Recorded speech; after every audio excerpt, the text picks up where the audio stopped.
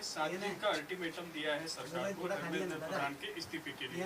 अगर वो अल्टीमेटम पूरा नहीं होता है, वो इस्तीफा नहीं देते हैं, तो फिर आप क्या करें? हम फिर से आंदोलन शुरू करेंगे और फिर से हम अपना धरना देंगे। धर्मेंद्र प्रधान जी का इस्तीफा देने से क्या प्रॉब्लम सॉल्व होगा? क्या सेंट्रल गवर्नमेंट ने इसमें और स्टेप्स इनिशिएट करने की जरूरत है, क्योंकि एजुकेशन जनरेशंस पे इम्पैक्ट करता है, एक पीढ़ी पे। मैं आपसे पूछना चाहता हूँ, एक मेरा सीधा क्वेश्चन है, सिस्टम कैसे ठीक होगा जब कोई जिम्मेदारी लेने को तैयार नहीं है? अब बताइए मुझे, पहले जिम्मेदारी तो लेनी पड़ेगी ना।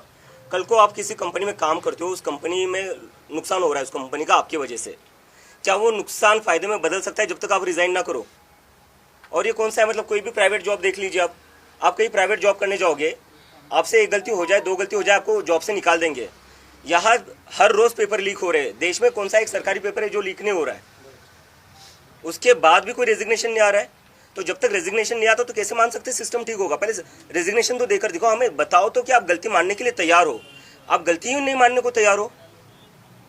मीडिया पे कई लोगों का कहना था कि गर्दी बंद हो, और आपके लिए पाकिस्तानी लफ्ज का भी इस्तेमाल हो रहा है, इसके बारे में आप क्या कहें? मैं ये पहले ही बोल चुका हूँ, भीड़ कहाँ से कम थी, फोटोज देख लीजिए आप जाकर, पूरा जंतर मंतर भरा हुआ था।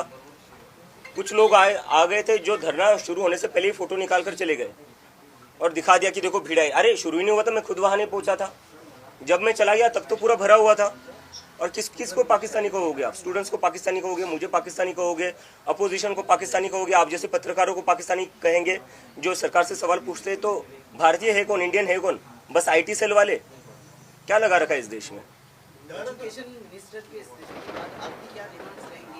हम उसके लिए पूरा एजेंडा प्रिपेयर करें, जिस पर हम जाकर बताएंगे कि एजुकेशन में क्या क्या, किस तरीके से पूरा एजुकेशन सिस्टम फिक्स हो सकता है। और बात वही तक नहीं है, इस देश में एम्प्लॉयमेंट की भी बहुत ज़रूरी है।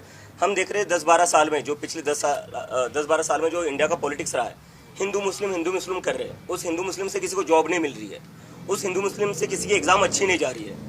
तो वो सारा फोकस बदलना पड़ेगा, सरकार का जो प्रायोरिटी वो बदलना पड़ेगा, फोकस बदलना पड़ेगा। जब एम्प्लॉयमेंट की बात होगी, जब एजुकेशन की बात होगी, तब कहा जाकर देश सच में प्रोग्रेस कर सकता है। क्या आपको लगता है कि जेंजीज की वजह से जो नियर बाय कंट्रीज है वहाँ पर रेवोल्यूशन हुआ है, तो इंडिया में भी हो सकता है? नियर बाय कंट्री से मैं कंपेयर नहीं करना चाहूँगा, क्योंकि मैं देख रहा हूँ कि एक इकोसिस्टम है, सरकार का एक नैरेटिव चल रहा है जो बार बार बांग्लादेश में जो हुआ, नेपाल में जो हुआ, उससे हमें कंपेयर करके बोले जा रहे कि ये लोग देश में तबाही मचाना चाहते। कल देख लिया, कल जंतर मंतर पर पूरा भरा हुआ था, इतनी भीड़ थी, कहीं पर भी कुछ नहीं हुआ, एकदम शांतिपूर्ण तरीके से प्रदर्शन हुआ। कल हमने दिखा दिया है कि ये प्रदर्शन हम शांतिपूर्ण तरीके से ही करेंगे, और करके दिखाया है हमने, और आगे जाकर इससे भी बड़ा प्रदर्शन होगा जो पूरा शांतिपूर्ण होगा।